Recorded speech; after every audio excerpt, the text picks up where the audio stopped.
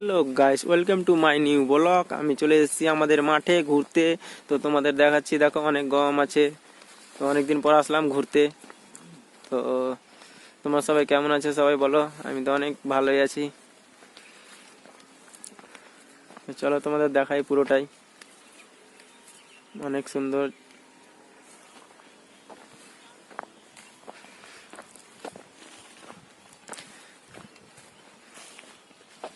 তো গাইস, অনেকদিন পর আসলাম মাঠে দিয়ে ঘুরতে।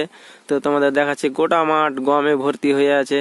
পুরোটাই তোমাদের দেখাচ্ছি, সে নীল হয়ে আছে গোটা মাটি, একবারে অনেক গম আমাদের মাঠে।